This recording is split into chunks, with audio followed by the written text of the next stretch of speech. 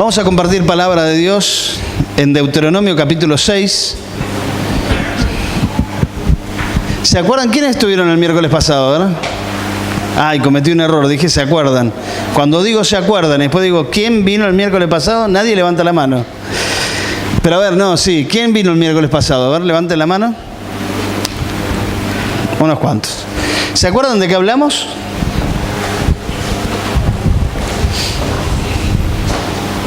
Vamos, compartan. Muy bien, ¿quién dijo de la Shema? Ah, Rox. ¿Y qué es el Shema? La Shema era del huevote, ¿verdad? El Shema es: oye, Israel, Jehová nuestro Dios, Jehová uno es. Amén. Y se acuerdan que hablábamos de esto, ¿no? De que Jehová, el Señor, primero nos está largando una alerta, que es el Shema. Es ese alerta que dice: hey, despertate, escuchá lo que te quiero decir. Esto es importante, esto es vital, es para tu vida. Y después decíamos: Jehová nuestro, es nuestro Dios, no como posesión nuestra, sino nosotros como posesión de Él. ¿Sí? Es nuestro Dios y lo reconocemos como Dios. Porque, como se acuerdan que decíamos, los demonios también creen en Dios y tiemblan. No es cuestión solamente de creer, sino de tenerlo a Dios como Dios. Y eso implicaba en todos los órdenes de la vida que Dios tiene el control de nuestra vida, que no hay nada que nosotros podamos hacer fuera de Él, todo lo hacemos en Él. Porque se acuerdan que teníamos la cabeza dividida, teníamos la mente partida a la mitad y decíamos, bueno, el domingo es para el Señor. El miércoles también más o menos, porque es entre la semana no es tan santa, pero el domingo es santo. Entonces, eso es para el Señor. El ministerio es para el Señor. Y nos referíamos al ministerio como cosas que hacíamos dentro del contexto de una reunión, de un culto o de actividades eclesiásticas.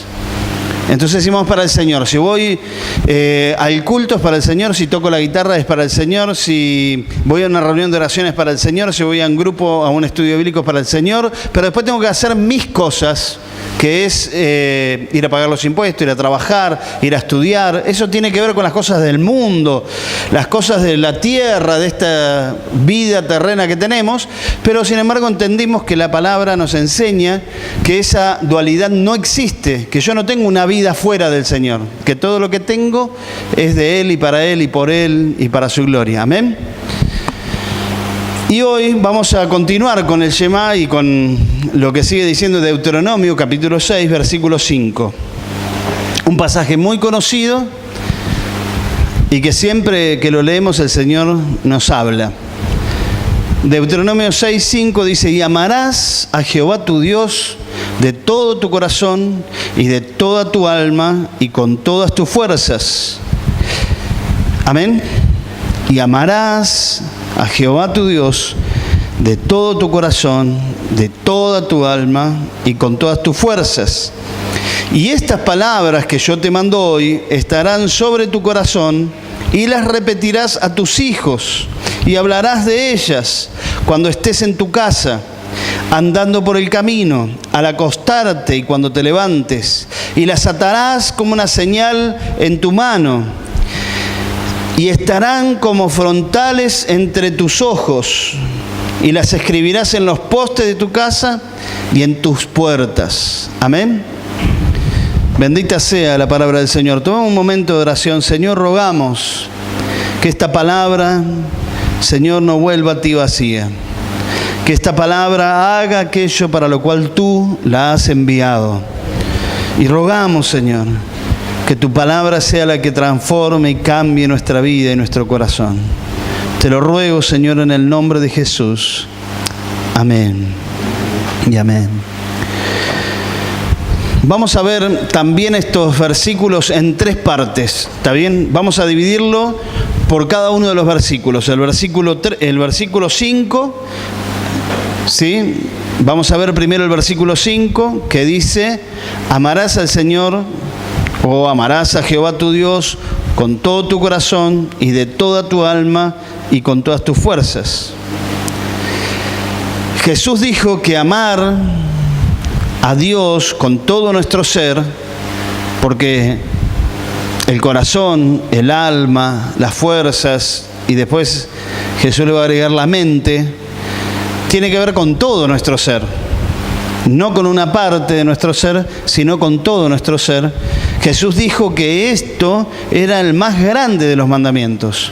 Pero ¿se acuerdan cuando le preguntaron? Vamos a leerlo ahí en Mateo 22, 37. Cuando le preguntaron a Jesús cuál era el mandamiento más grande,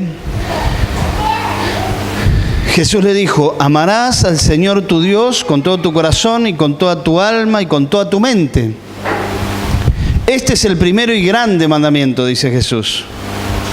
Y el versículo 39 dice: y el segundo es semejante: amarás a tu prójimo como a ti mismo. De estos dos mandamientos depende toda la ley y los profetas.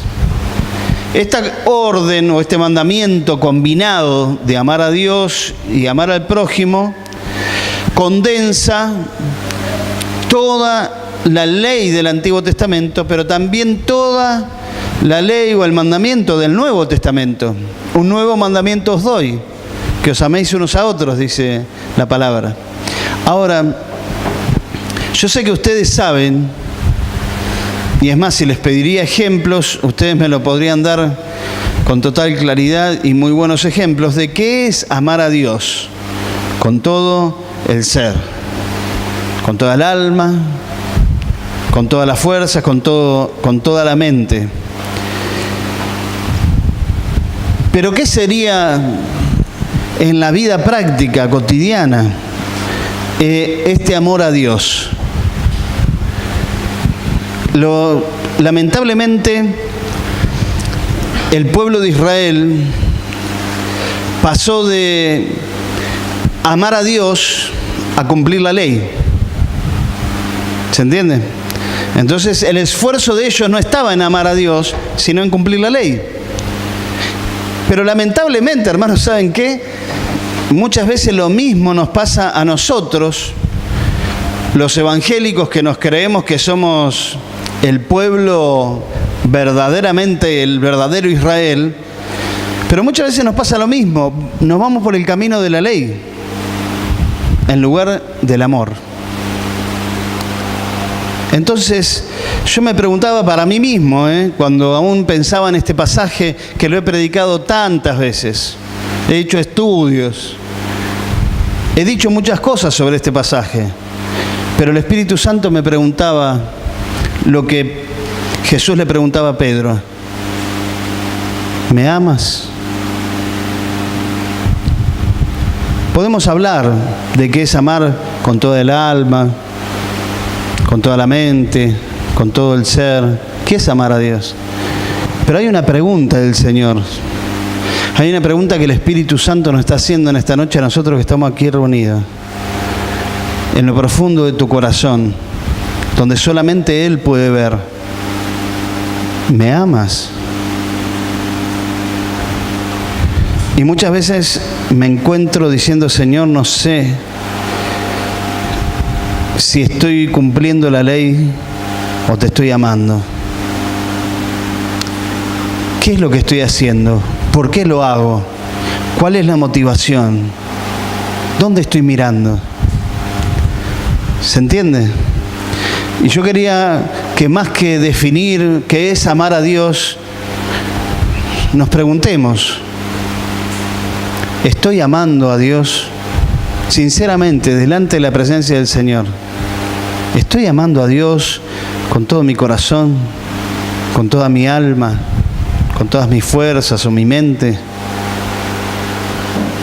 Los sentimientos que yo tengo, los pensamientos que yo tengo, las acciones que yo hago, ¿apuntan a eso o apuntan a mí?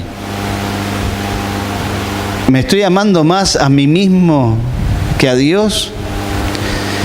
Y si amo a Dios, Jesús le pidió una prueba de amor a Pedro y le dijo: Pedro, ¿me amas? Sí, Señor, te amo. Apacienta mis corderos. Si amamos a Dios, Si amamos al Señor, vamos a amar lo que Él ama. ¿Y qué es lo que Él ama? Lo que Él más ama es lo que vos tenés sentado al lado o atrás. Lo digo por Mica, que está sola.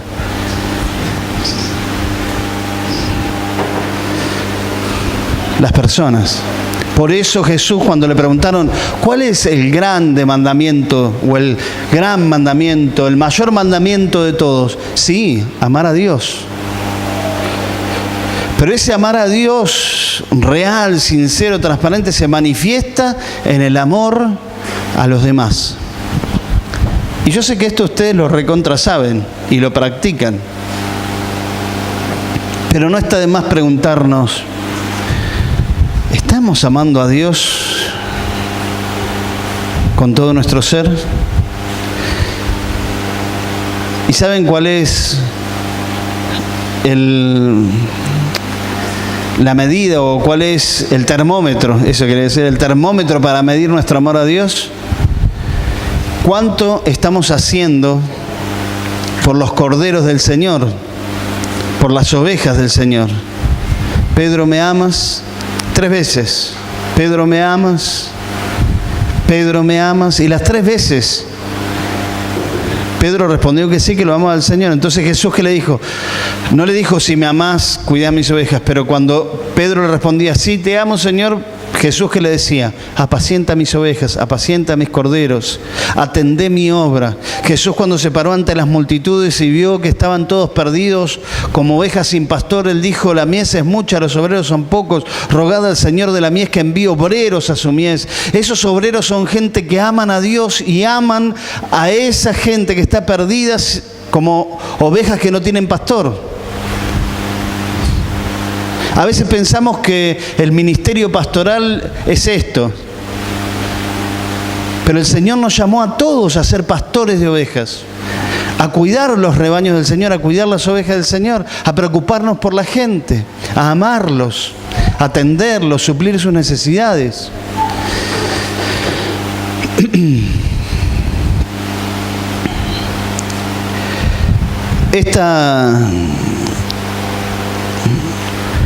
Este mandamiento de amar al prójimo no es algo que inventó Jesús.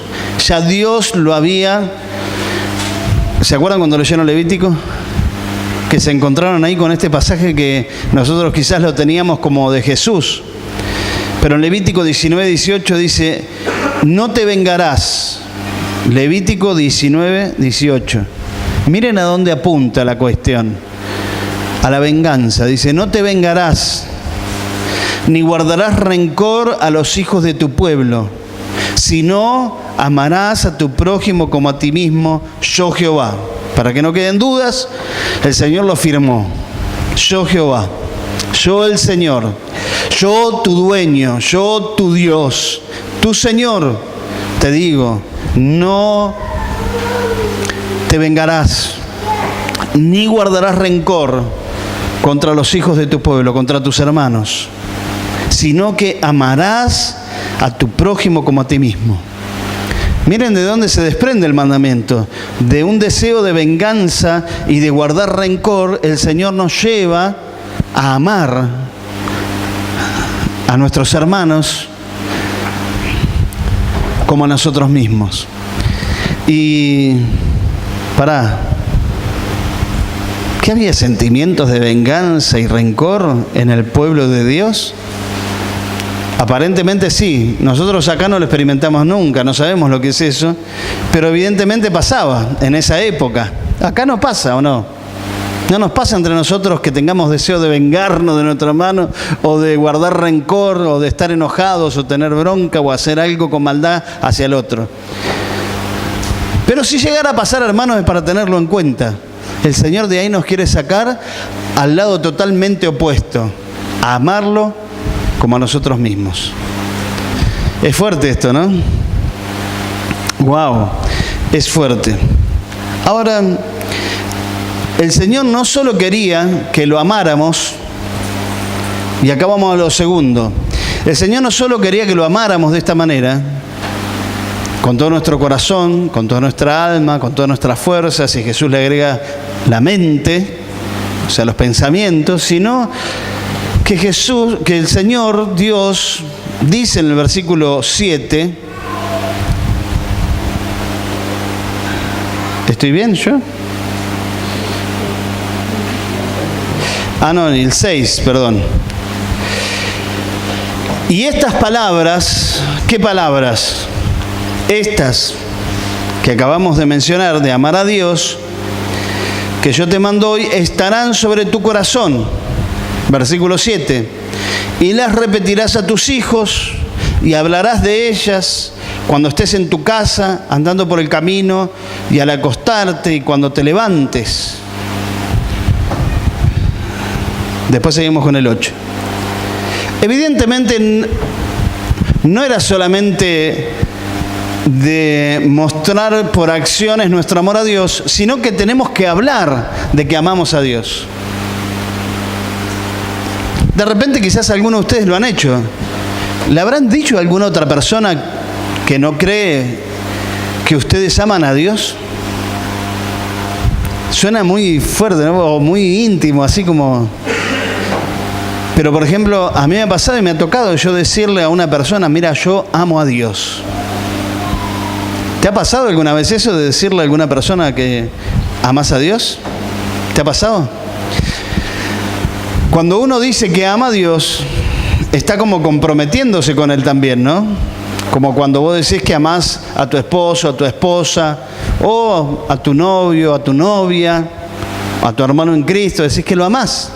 Ese decirlo, de alguna manera, te compromete, te ata a tus palabras.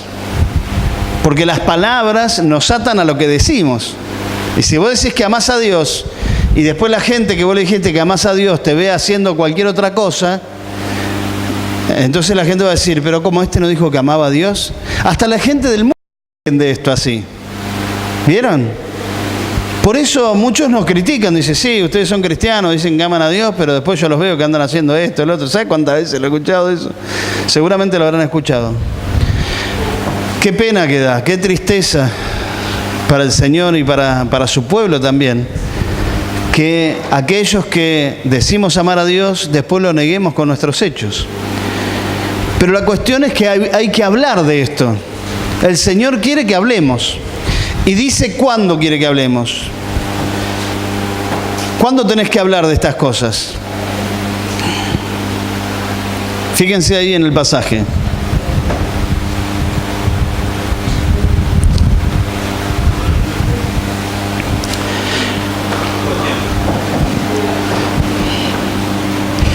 Pero ¿cómo dice ahí? A ver, díganmelo cómo dice ahí el pasaje. Ahí describe lugares y momentos precisos.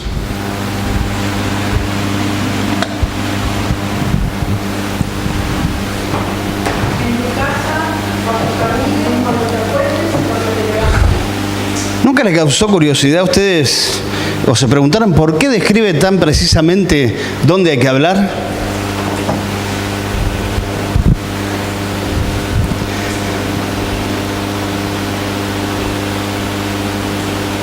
¿Nunca se lo preguntaron? Si nunca se preguntaron por qué este pasaje describe tan precisamente dónde hay que hablar.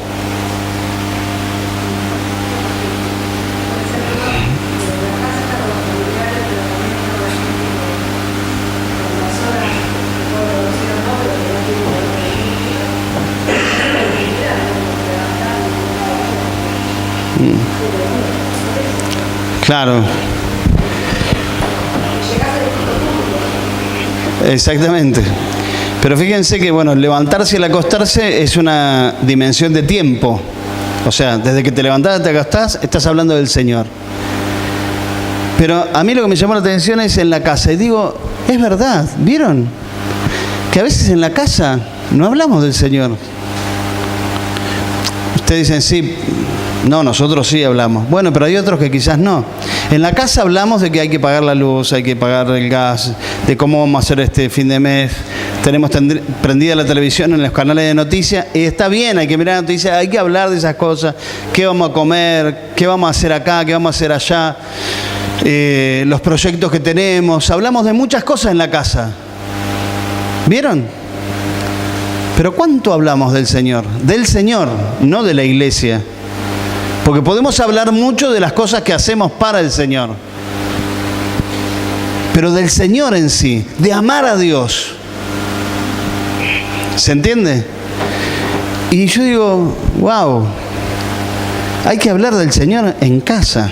Es lo que el Señor quiere, es lo que el Señor espera, que hablemos entre nosotros de cuánto le amamos, de cómo le servimos, y hacerlo en casa, al levantarnos, al acostarnos, cuando vayamos por el camino. En todo lugar y en todo tiempo significa esto, hablar del Señor, porque a veces no tenemos problemas. Por ejemplo, acá venimos a hablar del Señor.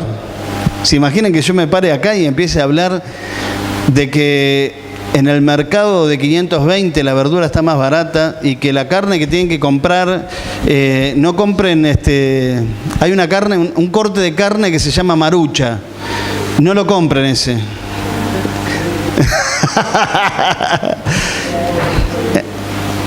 Ven, si nos ponemos a hablar de esas cosas, ¿qué sentido tiene que estemos acá? Lo que nos convoca es el Señor. Si vamos a una reunión de estudio bíblico, ¿de qué vamos a hablar? Del Señor. Pero parecería como que nos tomamos licencia del Señor cuando estamos en casa. Entonces hablamos de las cosas que no hablamos durante las reuniones, durante esto, durante lo otro. Hablar del Señor es lo que el Señor más quiere de nosotros. Hay un pasaje ahí en Hechos que yo lo quiero usar o mal usar para esto que estamos diciendo. En Hechos 18, del versículo 9 al 11, cuando Pablo estaba predicando el Evangelio y es perseguido, amenazado de muerte, y en el versículo 9 del capítulo 18 de Hechos dice: entonces el Señor dijo a Pablo en visión de noche: no temas, sino habla y no calles, porque yo estoy contigo y ninguno pondrá sobre ti la mano para hacerte mal, porque yo tengo mucho pueblo en esta ciudad. Y se detuvo allí 1 año y 6 meses, 1 año y medio, enseñándoles ¿qué? La palabra. Que la palabra corra, hermanos, a través de nuestras bocas, que hablemos, que compartamos, que le contemos a la gente de nuestro Dios, de lo maravilloso que es Dios, de cuánto amamos a Dios, de cómo el Señor nos cambió la mente, nos cambió el corazón, nos cambió la vida. No nos callemos. Dice ahí la palabra que el Señor le dijo en visión a Pablo, y hermanos, ustedes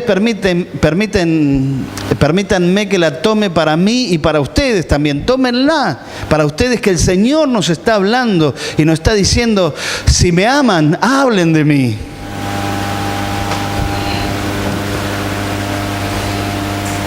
Cuando yo recién la conocí a Laura, era monotemático.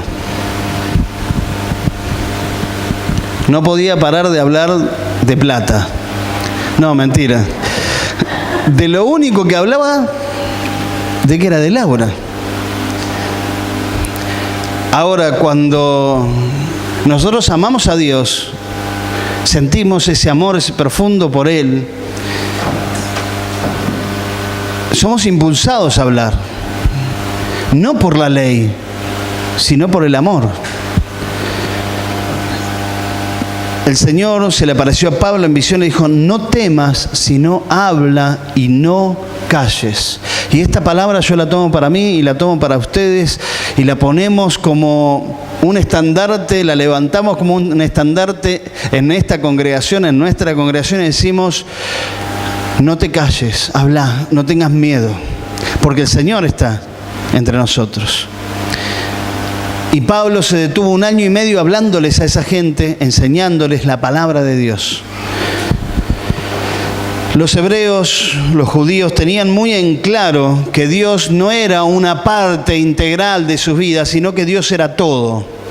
Toda su vida giraba en torno a Él, sus conversaciones giraban en torno a Él, lo que comían giraba en torno a Él, lo que vestían giraba en torno a Él, lo que hacían con sus vidas giraba todo en torno a Dios. Nada giraba en torno a uno mismo. ¿Saben de dónde vino esto? Ahora yo que estoy leyendo un poco, porque tengo que rendir filosofía el lunes que viene. y estoy releyendo algunos textos que pudren la cabeza, pero que sirven. ¿De dónde viene nuestra forma de pensar? Y todo, si ustedes vamos a buscar la raíz de nuestra forma de pensar occidental, viene de Grecia, de los filósofos griegos, y viene de todo ese lado. Por ejemplo, la política social humanista que tenemos metida en nuestra cultura viene de ahí, viene de Grecia, de tener esto de la mente dividida y de tener a Dios como un objeto más de estudio. Por ejemplo, la filosofía, viste, que es el amor a la sabiduría, por el amor a la sabiduría, donde se pregunta por todo y cuestiona todo para ver de dónde viene y poder tener un fundamento real de cómo es que existen todas las cosas. Y entre todas esas cosas aparece Dios como algo más. Entonces Dios es algo más en la vida del ser humano. ¿Y dónde se pone el centro de la vida? En el ser humano, en las personas. El hombre pasa a ocupar el lugar de Dios, del centro del universo. Todo gira en torno a mí.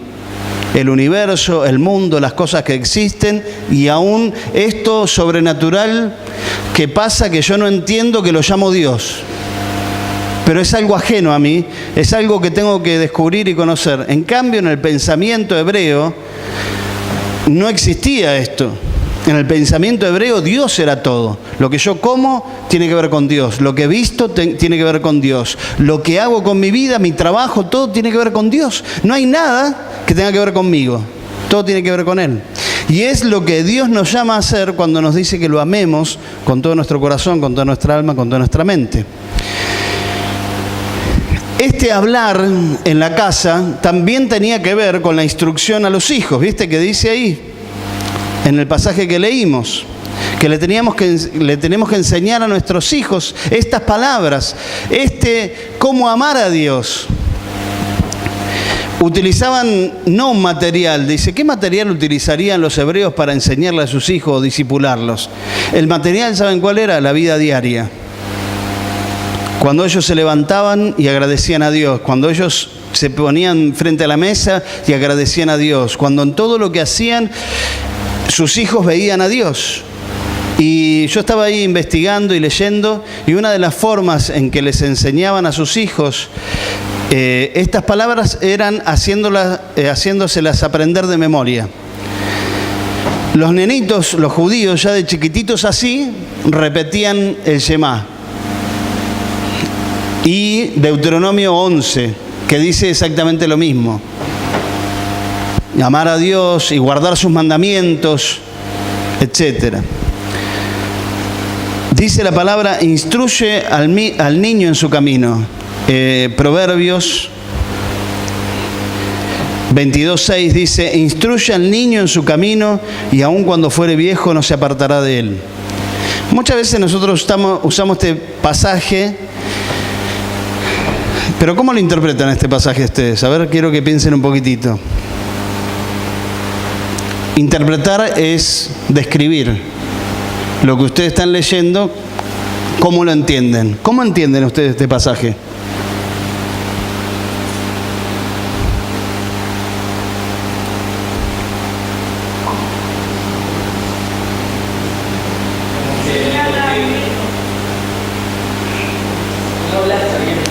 ¿Quién habló?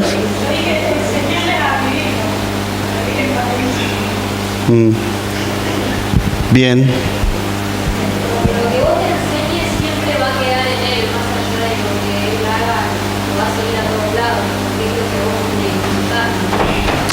le Muy bien. ¿Eli? Yo siempre lo tomo por ahí, es que algunas personas nacen en una cristiana y van a la escuelita bíblica y eso, ¿viste? Pero después no siguen las cosas de Dios. Y ojo, no estoy diciendo que se aparten de la iglesia, muchas veces están dentro de la iglesia pero sin seguir las cosas de Dios. Pero como que en algún momento, como que el pasaje promete que en algún momento le va a hacer el fin. Amén. Yo veo eso. Amén. A ver, acá Ligüey y después Guillermo. Yo también como enseñar como el ejemplo que ve chico, porque por ahí a veces no es más de los hábitos que de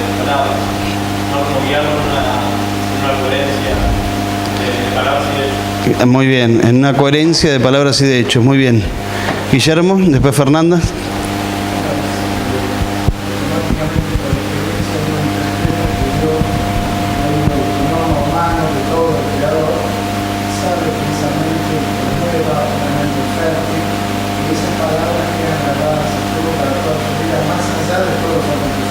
Exacto. Amén. Amén. Fer.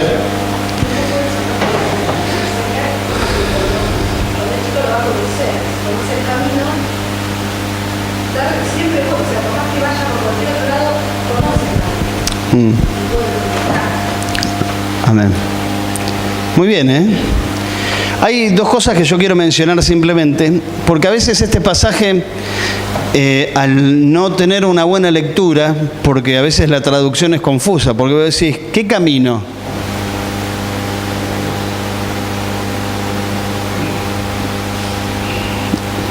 Estoy preguntando, ¿qué camino? Claro, el camino del niño, no el camino del Señor. Porque a veces, ¿viste? Nosotros teníamos, yo lo tuve mucho tiempo este pasaje como que era, instruye al niño en su camino, su con mayúscula, como el camino de Dios.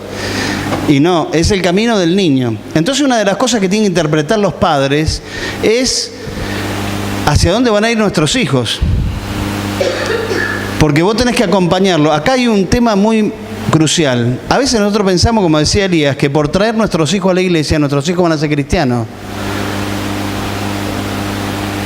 Y si nosotros no instruimos, por más que los traigamos, porque la obligación y la obediencia van a durar hasta un cierto tiempo. Lamentablemente hay muchos hijos de cristianos que no quieren ir a la iglesia. Tenemos muchos hijos que dicen, no, yo no quiero saber nada, no quiero ir. ¿Qué pasó? ¿O qué pasa? Es difícil digerirlo esto, porque hasta cierto punto vos vas a tener el control de tu hijo y te va a hacer caso. Vas a decir, vamos a la iglesia, cambiate. No quiero, no quiero. Cambiate, te dije, vamos. Bueno, y lo vestís así, le pones la ropa y lo llevás y lo traes y está acá en el culto, ¿viste? Y después empieza a patear sillas, empieza a hacer todas esas cosas. Pero eso puede pasar, pero ¿hasta qué punto nosotros por el hecho de traerlos pensamos que van a ser cristianos? Tenemos que discernir como padres hacia dónde están yendo nuestros hijos y empezar a ministrar, a instruir, a enseñar desde pequeñitos, desde chiquititos. Por eso nosotros tenemos que enseñar a amar a Dios. Nuestra instrucción tiene que estar orientada también a Dios. Porque nosotros entendemos que nuestra vida está en Dios y nuestros hijos están en el Señor. Fueron dados en el Señor, ¿entendés? Entonces, yo tengo que guiarlos hacia ahí. Después, Él va a seguir su camino, va a tomar sus decisiones. Pero si nosotros lo instruimos bien, le enseñamos bien, lo influenciamos bien y le mostramos con coherencia, como decía Ligüe, con palabras y hechos, un camino mejor que el que él está deseando, va a seguir al Señor. Ahí Nacho y después Juan. Me acordaba lo que Pablo le decía a Timoteo, que su abuela y su madre le habían enseñado una prima fingida. Me robaste el pasaje. Juan. Sí. No importa. El tiene que ver con lo que vos decías del pensamiento griego y hebraico, en el sentido que nosotros leemos este versículo y pensamos occidentalmente que instruir al niño es darle información. Que aprenda versículos bíblicos, que aprenda cosas de memoria, cuando en realidad el instruir en su camino es enseñarle justamente la vida.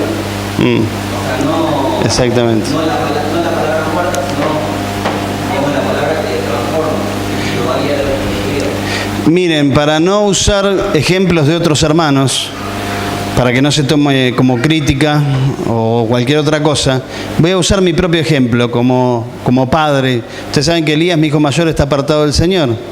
Y nosotros, cuando él era chiquito, él leía la Biblia todos los días. y se repetía los versículos de memoria. Y nosotros se nos caían las babas, decíamos, ay, mira cómo repite. Era el que más oraba de todos. Entonces nosotros ya teníamos garantizado que él iba a ser hasta pastor, iba a ser un misionero, iba a ser siervo de Dios. Sin embargo, él un día decidió ir por otro camino. Independientemente de todas las variables que interactuaron para que él tomara ese camino, nosotros no nos podemos quedar tranquilos pensando que porque el nene repite un versículo bíblico, ¡ay, ya está! ¿Viste? Mirá cómo canta, ¿viste? Porque nosotros cuando son chiquititos se nos cae la babas, una ternura, ¿viste? Vos ves, claro, una criatura de 3, 4 años cantar, levantar las manos. Estuve en un campamento de jóvenes ministrando en el campamento de adolescentes a un nene que se me acercó así grandote y me dijo, pastor, ¿te acordás quién soy yo? Ay, la verdad que no, le digo, perdóname, tantas caras, tantos chicos y yo con tan poca memoria, no sé, no me acuerdo quién sos. Y me dice, ¿se acuerda que hace unos años atrás yo tenía como 5 años menos que los que tengo ahora? Un chico tendría, no sé, 16 años. Cuando él tenía 9 años, porque tenía una capacidad tremenda para memorizar la palabra, entonces lo empezaron a poner a predicar. Con 9, 10 años, él predicaba la palabra. Y predicaba como un predicador de estos famosos. ¿Viste? Predicaba así, que el otro. ¿Alguno de ustedes lo conocen? ¿Lo conoces? ¿Lo conoces, Santi? No, Santi Valle no. Tenemos 2 Santi ahora, entonces se generan conflictos. Hasta hay sospecha de Facebook falso, pero no. La cuestión es que este chico después entró en una crisis y terminó apartando del Señor y llevando una vida terrible. Y yo lo tuve que ministrar ¿Se dan cuenta a dónde voy? Como dice Juan, no es cuestión de hacerle hacer cosas, repetir versículos bíblicos, sino enseñarle la vida, el camino de la vida, con, por supuesto, palabras, pero acompañados de hechos y de la experiencia de vivir a Dios. Vos podés venir a la iglesia todos los domingos, los miércoles, leer la Biblia, orar, pero si vos no vivís a Dios y no experimentás a Dios y no manifestás el amor a Dios en tu casa, que tus hijos te vean, va a quedar algo incompleto. Amén. No estoy diciendo nada negativo que se van a apartar o van a hacer cualquier cosa. No, quizás estén toda la vida en la iglesia, pero la mayoría de los hijos de creyentes están buscando esa experiencia con Dios que nunca tuvieron, a pesar de que vinieron toda su vida a la iglesia. ¿Se entiende? Por eso hay una fe, como dijo Nacho en 2 Timoteo 1:5, dice, trayendo a la memoria la fe no fingida que hay en ti, la cual habitó primero en tu abuela Loida y en tu madre Eunice, y estoy seguro que en ti también.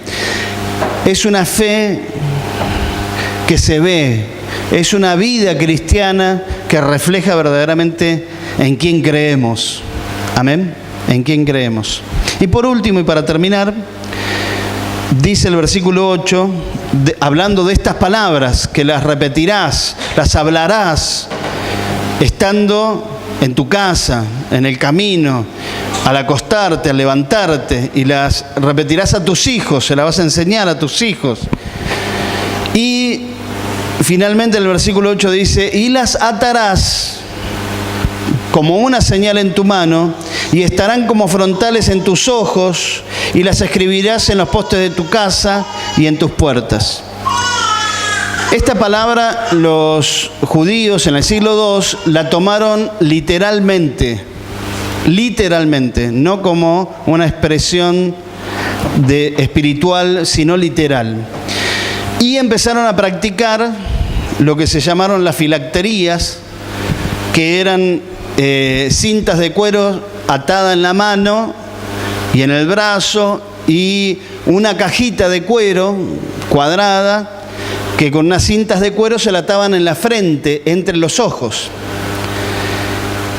Y no solo eso, sino que empezaron a poner la palabra en los marcos de las puertas, y esto se llamó mezuzá, que es como una cajita cilíndrica donde adentro le ponían escrito en papiro Deuteronomio 6 y Deuteronomio 11, estos versículos que acabamos de leer.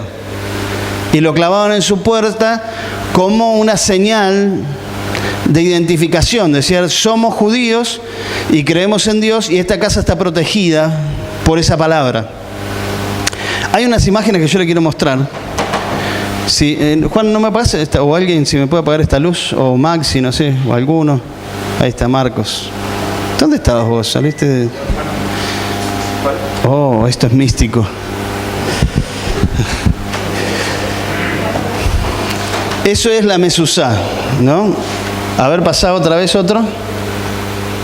Ahí está, ¿ven? Esto es no solo en el marco de la puerta de la entrada de casa, sino en las ciudades. Esto es el marco de la arcada de una entrada a una ciudad, donde está la mezuzá. La mezuzá es esta cajita donde adentro, cilíndrica, que adentro tiene en papiro Deuteronomio 6 con la Shema, o el Shema, perdón, y Deuteronomio 11. Seguí pasando. ¿Ven? Esta es otra ciudad donde está también el mezuzá. Y estas son las filacterías. ¿Ven? Cómo se atan con una cinta de cuero.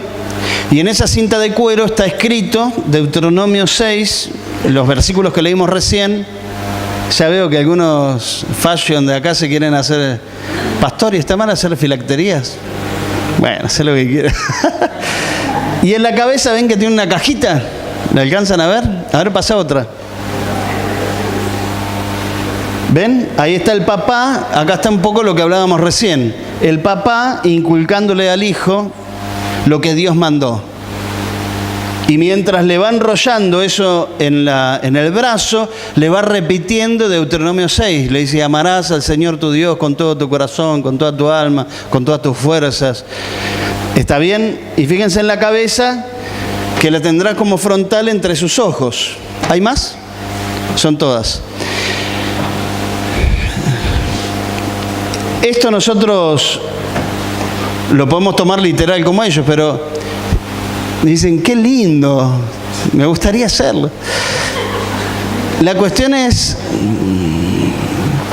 como les dije, en el siglo II los judíos lo decretaron por ley la interpretación de Deuteronomio como algo literal. Hay hermanos judíos, todos en nuestras casas tenemos que tener, como yo dije que la palabra corra, ¿se acuerdan? Tenemos que tener en nuestra casa un texto bíblico. Bueno, todos los judíos tienen que tener en sus puertas la mezuzá y tienen que tener, cuando van a orar, tienen que ponerse las filacterías porque la palabra tiene que estar en nuestras manos y en nuestra frente, entre nuestros ojos. Y ellos, bueno, vieron ahí, no sé si vieron que el pibe estaba ahí con la Torá, y cuando oran se ponen las manos en la cara o se cubren la cara y empiezan a hacer así. No sé si alguna vez vieron algún video o vieron algo. Son todas prácticas religiosas que para ellos son importantísimas. Yo el otro día estaba leyendo un artículo sobre como una predicación de la mezuzá. Y el título de la predicación era ¿por qué sacó de su puerta la mezuzá? Y cuenta el testimonio de una mujer que vivía en una zona de conflicto con los judíos, y esa mujer sacó la mezuzá de la puerta de su casa, y entonces la líder de ella o la que lo doctrinaba le preguntó, ¿por qué sacaste la mezuzá de tu puerta de tu casa? Y dice, porque estamos siendo amenazados y dicen que van a matar a todos los judíos y nosotros tenemos eso que nos identifica. Pero justamente dice, eso es nuestra protección. Si vos lo sacás vas a estar desprotegida. Fíjense las creencias, ¿no? Como nosotros por ahí dormir con la Biblia debajo de la almohada o ponerla. Ellos creían en la mezuzá como algo sobrenatural, divino, poderoso. Y ella vivía en un edificio de pisos como de departamentos. Y cuentan la historia que de repente, al poco tiempo, la líder de ella no le dijo más nada porque ella estaba decidida y firme, y aparte aún los padres le habían dicho que sacara la mezuzá de la puerta. Entonces ella la sacó. Entonces la líder no le dijo más nada. Al poco tiempo ve que otra vez la puso en la puerta de su casa. Y entonces se acercó y le preguntó: ¿por qué pusiste la mezuzá en la puerta de tu casa? Dice: porque un día se me acercó mi vecino que vive en el piso de abajo, y dice que él, cada vez que iba a la terraza, veía la mezuzá, y como él estuvo en el holocausto y perdió a toda la familia, dice, y él abandonó la fe por eso, la fe judía. Dice que él tuvo un encuentro otra vez con Dios a través de la mezuzá que estaba en la puerta de su casa, y cada vez que subía a la escalera la besaba la mezuzá, recordándole toda la historia de todo lo que él había vivido y de la fidelidad de Dios. Entonces por eso esta mujer volvió a poner la mezuzá en la puerta de su casa. Fíjense todo lo que ellos enseñan y el énfasis que hacen en tener la palabra como clavada en la puerta de la casa. Que vos podés decir: bueno, está buenísimo, está bueno, sí, pero la idea de Dios, ¿cuál es? Atender a la palabra y ponerla sobre el corazón, como dijo anteriormente el mismo versículo, y no solamente tenerla en una cajita o en una cinta de cuero atada al brazo o en la puerta de mi casa, sino que la palabra esté profundamente arraigada en tu corazón y que se manifieste en tu vida, porque nosotros dijimos recién, tenemos que hablar del amor que tenemos al Señor, pero la boca habla ¿de qué? De la abundancia del corazón, dice la Biblia, habla la boca. Y Colosenses 3:16, y termino, dice: la palabra de Cristo more en abundancia en vosotros, enseñándoos y exhortándoos unos a otros en toda sabiduría, cantando con gracia en vuestros corazones al Señor con salmos, himnos y cánticos espirituales.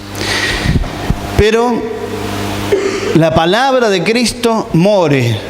Ese morar es vivir. ¿Y por qué vivir? Porque justamente la palabra es viva. Está viva. Nosotros la podemos encerrar en una cajita, escribirla en algún lado, pero el poder de la palabra está en un corazón que cree y en un corazón que está lleno de esa palabra, y esa palabra que está viva comienza a hacer una obra tremenda en tu vida y a través de tu vida en otros, y es eso de lo que vas a hablar. Y al hacer eso vas a mostrar y se va a ver cuánto amás a Dios. Ponete de pie, vamos a orar. Señor, estamos agradecidos por este tiempo, por haber podido compartir tu palabra y haber compartido este tiempo entre nosotros. Yo te ruego, Dios, que esto que hemos hablado, tu Espíritu Santo, Señor, lo siga trabajando en nuestros corazones, y que esta palabra no vuelva a ti vacía, Señor, sino que dé fruto para tu gloria, y estemos dispuestos, Señor, a realmente hacer que la palabra de Cristo more, viva, en abundancia en nuestros corazones, y de eso hablemos entre nosotros, de eso hablemos en nuestra casa, de eso hablemos en el camino, en el trabajo, al acostarnos, al levantarnos, durante todo nuestro día, durante toda nuestra vida, estemos hablando de ti, compartiendo con otros, hablando de cuánto te amamos, cuánto te queremos, Señor, cuánto has hecho por nosotros y cuánto ahora nosotros estamos haciendo por ti. Señor, yo te ruego que transformes, Señor, nuestra mentalidad y nuestro corazón, para que no vayamos por el camino de la ley, sino por el camino del amor. No por el camino de la religiosidad, haciendo las cosas para cumplir literalmente, sino que vayamos por el camino, Señor, del amor, y hagamos las cosas, Señor, desinteresadamente y no para solamente cumplir o hacernos ver, como Jesús le dijo a los religiosos de la época, que ellos se extendían las filacterías para hacerse ver. hacían las cosas para ser vistos por los hombres. Señor, nosotros no queremos hacer eso, no queremos extender nuestras filacterías hablando de cuánto sabemos de la palabra, sino queremos hablar de ti, hablar de las cosas cotidianas, de cómo nos hablás, de cómo nos ministrás, de cómo nos usaste para compartir la palabra con otros. Señor, que nuestra vida realmente sea el reflejo de ti, sea el reflejo de cuánto te amamos, porque tú nos amaste primero, Señor. Bendice, Señor, a tu pueblo en este lugar. Bendice a mis hermanos. Tú conoces sus corazones y sus vidas. Y yo te ruego, Señor, que en esta noche tu Espíritu Santo los ministre, los sane, los libere. Tú le abras los ojos hacia ti, te puedan ver y amar y seguirte y correr detrás de ti y hacer la obra por la cual tú nos trajiste a esta tierra. Señor, toca los corazones, toca las vidas. Mira aquellos que están preocupados, aquellos que están afanados, aquellos que están, Señor, quizás, como leíamos hoy en Levítico, con rencor, pensando en vengarse, Señor, aquellos que están, Señor, pasando por amarguras, por tristezas, decepciones. Yo te ruego, Señor, que en esta noche venga tu Espíritu y sane los corazones y verdaderamente, Señor, nos sigas haciendo nuevas criaturas para tu gloria, para tu honra y para tu alabanza. Sana, Señor, trae sanidad y cubre con tu amor toda falta y todo pecado, Señor, y libéranos de las ataduras, de las maldiciones, de la obra del diablo. Libéranos, Señor, de nuestros propios pecados con los cuales nos encontramos, Señor, enredados muchas veces, Señor, y que nuestro corazón, nuestra alma, nuestras fuerzas y nuestra mente, esté todo nuestro ser enfocado en amarte y amarte a ti y solamente a ti. Te adoramos, Señor, y te bendecimos. Te damos toda la gloria. Gracias, Señor. Mi fortaleza.